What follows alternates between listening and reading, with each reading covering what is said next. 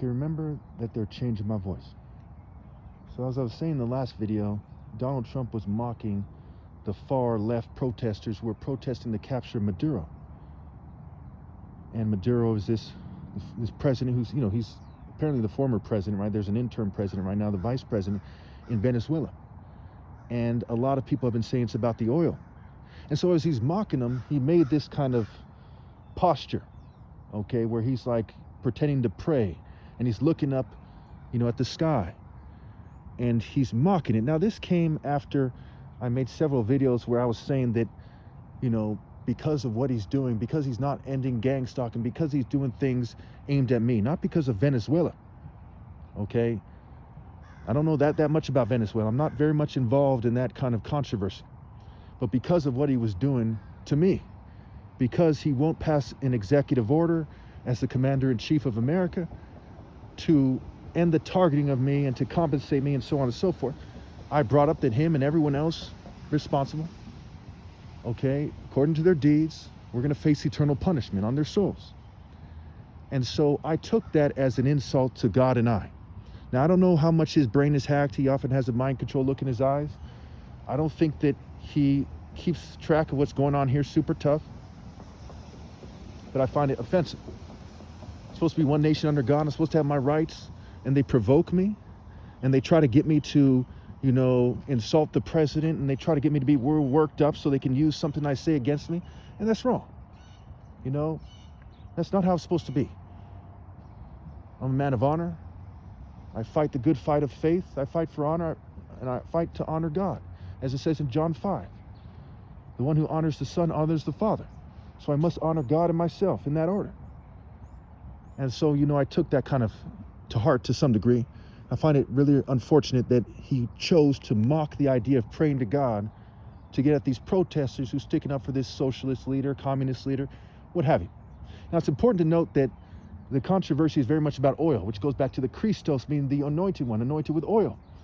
Okay, the oil of joy, the oil from the olives, the Mount of Olives, the mountains associated with kings and the idea that they worship either God or a false idol.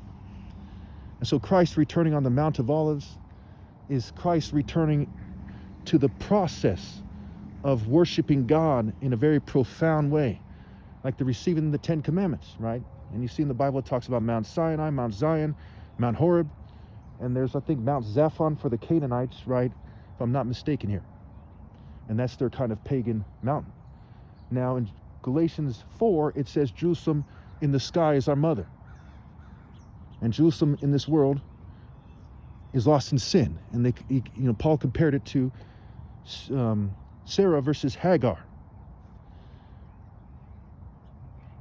It's getting a little difficult to talk, but let me just go ahead and finish this out here. I got a few errands I got to run as well. And let me also, let me wrap this up here. So I'm never going to sell out.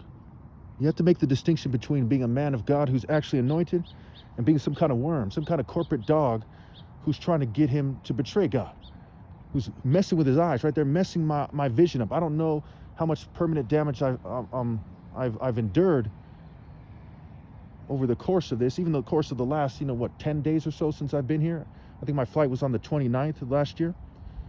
And so I don't know how much damage I've taken in that regard. And so just like when they blinded me for 3 days back in 2017,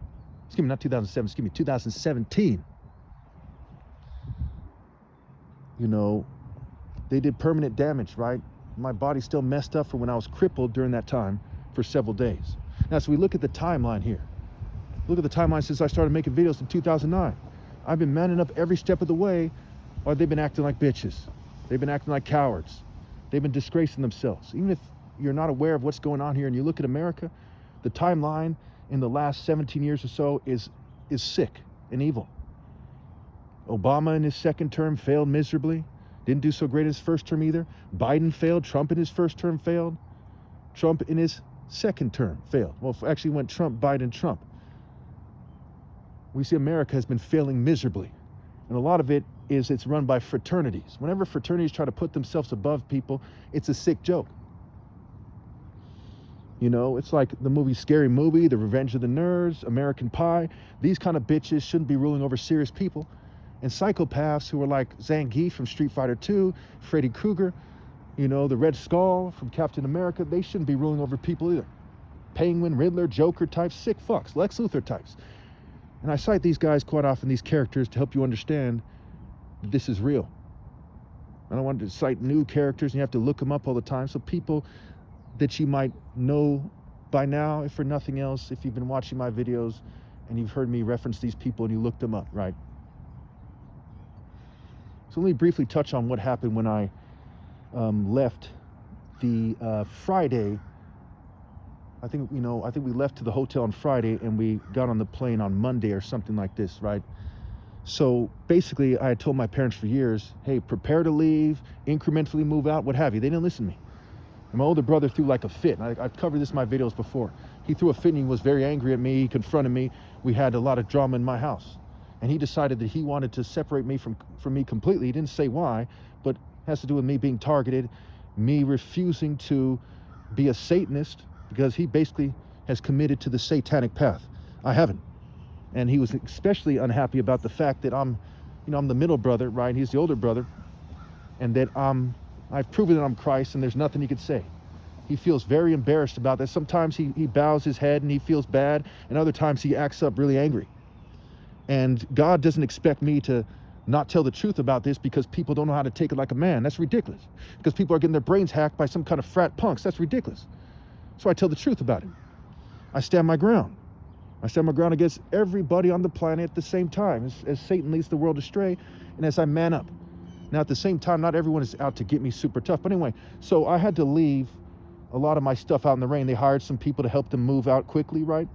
And since they didn't want to take my stuff to storage, my martial art equipment was left out in the rain, and we had to leave without it and not putting it into storage. I had to kind of hustle and argue my way into, maybe not hustle in a bad way, but, scramble to get what little I got into storage. Even though I'm the one who told him the budget, I'm the one who told him to move out incrementally so it wouldn't be a last minute scramble, so there wouldn't be this kind of nightmare. And so I take like the brunt of the situation. And to some degree, my whole family is mad at me because they believe, even though everyone and their mom in this country is sabotaged, especially people who have a natural title, like a royal family or my parents being doctors, and we're both. So they're going to sabotage this either way. But even if they weren't, okay, they should be honored